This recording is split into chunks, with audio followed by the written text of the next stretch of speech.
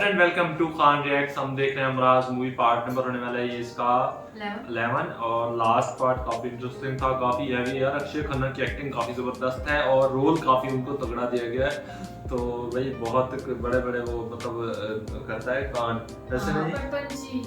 Last में उसने वो फोन की आवाज चेंज की हुई थी, वो वाला सीन भी देख के मजा आया। तो अगर आपने लास्ट पार्ट मिस किया हो तो जाएं देखें। जल्दी से इस वाले पार्ट को स्टार्ट कर लेते हैं, देखते हैं।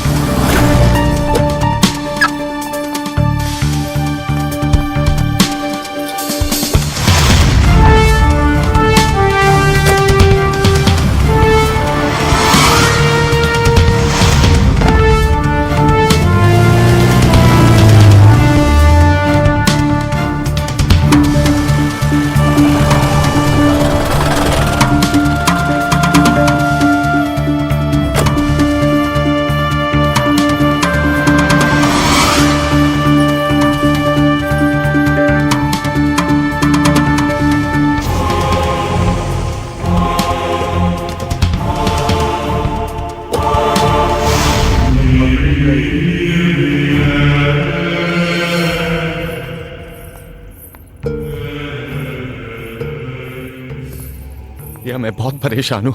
हैरी का फिर फोन आया था। मैं सारी रात सो नहीं सका, ये सोचकर कि तुम नहीं आओगी तो क्या होगा।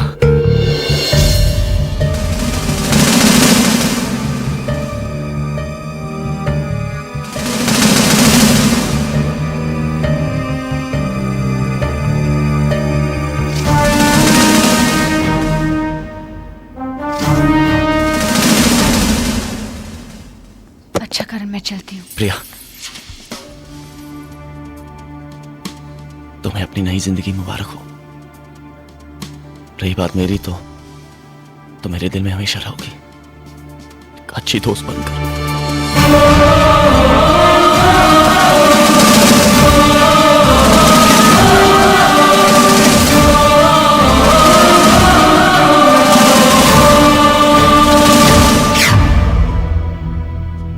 मैं डॉक्टर जोशी के पास गई थी। लेकिन जब मैंने डॉक्टर को फोन किया उसने कहा कि तुम वहां गई नहीं थी। वो क्या हुआ कि रास्ते में मुझे रुस्तम अंकल मिल गए और वो जबरदस्ती मुझे अपने घर ले गए। अरे तुम कल का बात करता है? जब से तुम्हारा शादी हुआ है ना, प्रिया का शकल तक नहीं देखा है हमने।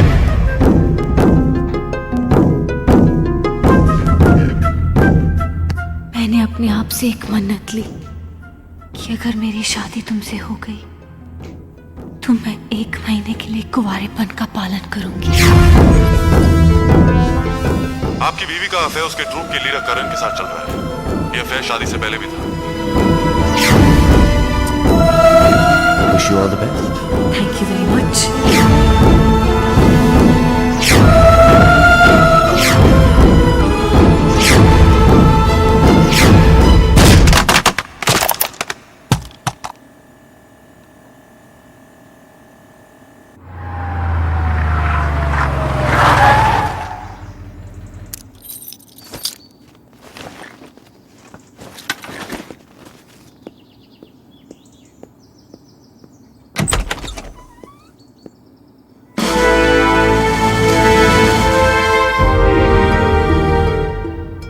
सर, आप एक बार तुम मेरे ऑफिस में बिना परमिशन के आ गए थे। आज मैं तुम्हारे यहां आया हूं। टाइम पास करने के लिए मैगजीन ढूंढ रहा था, तुम्हारी ये फाइल मिल गई। काफी रिसर्च की है मेरे बारे में। The most successful industrialist Raj Singhania, the most eligible bachelor Raj Singhania. मैं एक अमीर लड़की से नहीं, एक साफ चरित्र की लड़की से शादी करना चाहता हूं।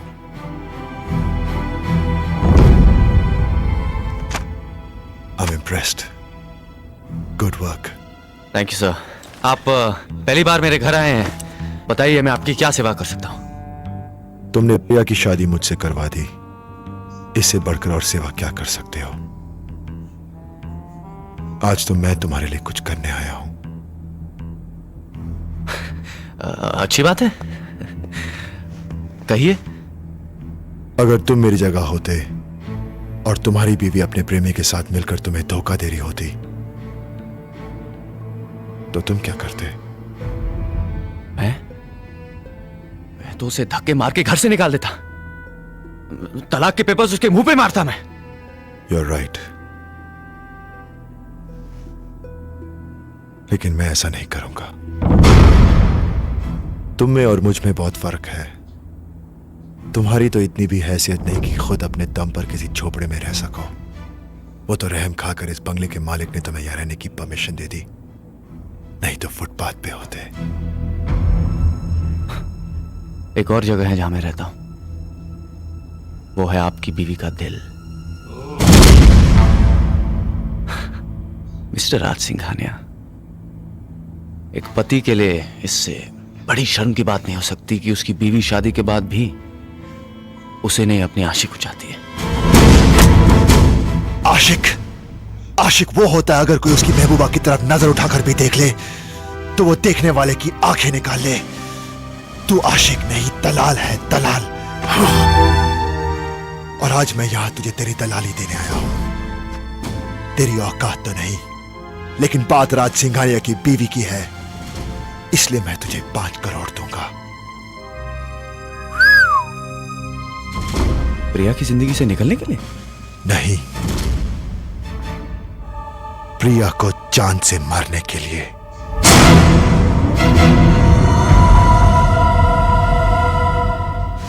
उसने तेरे लिए मेरे जज्बात से खेला, मेरे पूरे परिवार के विश्वास का मजाक उड़ाया,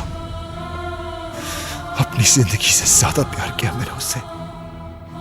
लेकिन आज मैं नफरत करता हूं। अब मेरे दिल को तभी चैन मिलेगा जब तू उसका खून करेगा।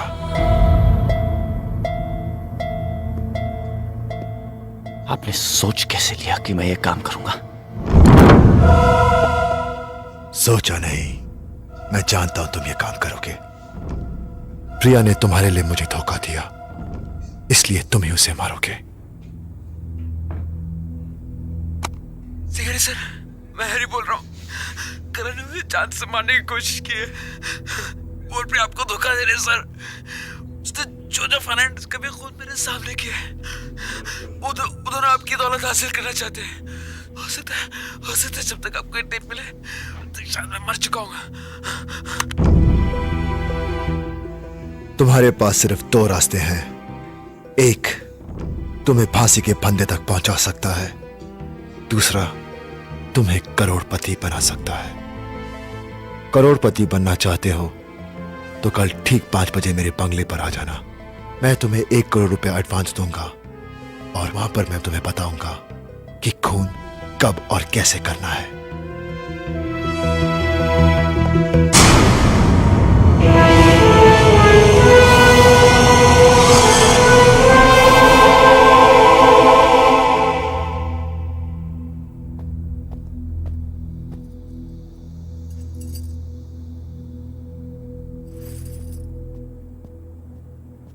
आज तुमने आने में बहुत देर कर दी। एक जरूरी मीटिंग थी। क्या बात है, कुछ परेशान लग रहे हो? हाँ, एक डील थी जिस पर जिंदगी का दाव लगाया था, वो फेल हो गई। कैसे? किसी अपने ने बहुत बड़ा धोखा दिया है। कोई ऐसा अपना जिस पर मैं उतना ही विश्वास करता था जितना मैं तुम पर करता हूं। लेकिन ऐसे धोखे आदमी बार बार नहीं खाता, और अब तो मैं उसे पहचान भी चुका हूं। सिर्फ 1-2 दिन की बात और है, फिर सब ठीक हो जाएगा। और हां, कल रुस्तम अंकल के यहां उनकी एनिवर्सरी की पार्टी है, तुम जरूर जाना। तुम नहीं आओगे? नहीं, कल इसी डील के सिलसिले में एक लास्ट मीटिंग है। लेकिन तुम जरूर जाना, वरना रुस्तम अंकल को बहुत बुरा लगेगा।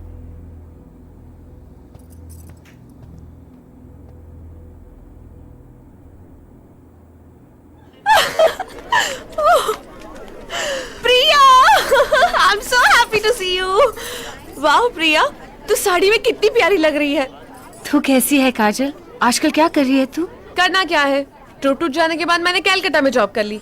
और मैं आज इस पार्टी के लिए आई हूँ। सोचा इस बारे तुम सबसे मिल भी लूंगी। बाय द वे, तू बाकी ट्रुप के मेंबर से मिलती है ना? और अब तक करण क्या कर रहा है? ट्रुप टूट जाने की वजह से बहुत अपसेट होगा ना बेचारा।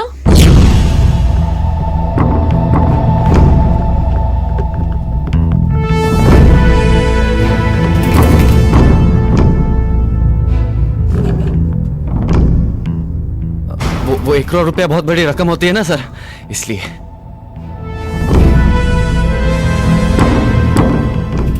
क्या देख रहे हो? ऐसे बंगले मेहनत और बिजनेस से बनते हैं, दलाली से नहीं। क्या बात है, you're right सर। आपसे बहुत कुछ सीखने को मिल रहा है।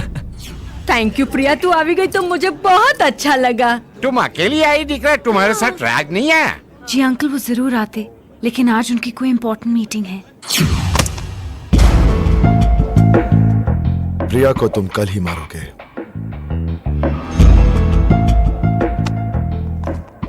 कल फ्राइडे है, घर में सिर्फ प्रिया और मिसेस ब्रगैंजा होंगी। ठीक 4:30 बजे मिसेस ब्रगैंजा चर्च जाती हैं।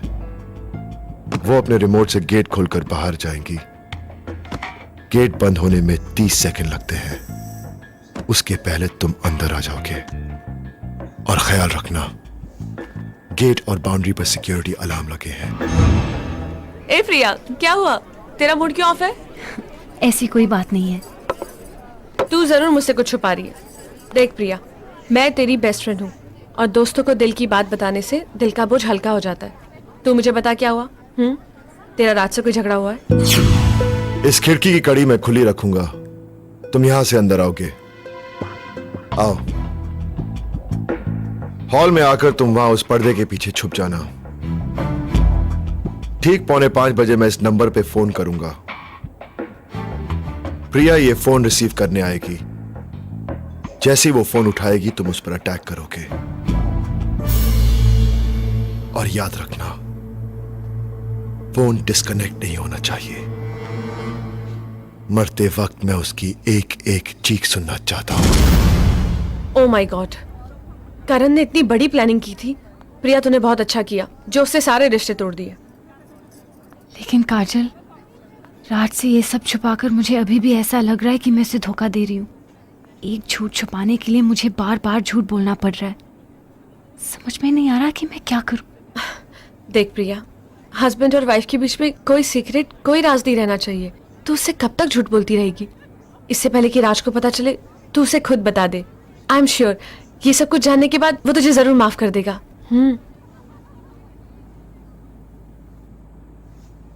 सो फ्रेंड्स, इस पार्ट में हमने देखा कि कर्ण इतनी लालची कि वो इस बात पे भी एग्री करके ठीक है प्रिया को मैं मार दूंगा। और जो है ना, राज के दिल में भी इतनी नफरत पैदा हो गई ना प्रिया के लिए, क्योंकि वो इतना देखो कितनी मोहब्बत करता था। लेकिन जब उसके साथ जब भी तो धोखा ही हुआ। सही बात। पता चला कि एक तो वो झूठ बोल के बाहर जाती थी और दूसरा सारी जायदाद और सारा पैसा भी वो ऐसे कहता है कि उस पर लुटा रही है। मैंने कहा था कि सिर्फ आज ही देने उसने पैसे। और उसने कैसे कहा ना कि 5 करोड़ के बदले में तुम प्रिया को मार दो। अच्छा, वो करण का वो मुझे बड़ा फनी लगा, इतना बड़ा बैग ले आया, कहता है बहुत बड़ी रकम है ना 1 करोड़, इसीलिए हाँ बैग में डालूंगा। तो और अब ये है कि अब जो है प्रिया वो भी सोच रही थी कि मैं अपना जो है ना गलती बता दूं और अपना जो है ना गुनाह मान लूं। तो बाकी जो है ना देखते हैं, मतलब कत्ल की प्लानिंग बनाई हुई उन्होंने।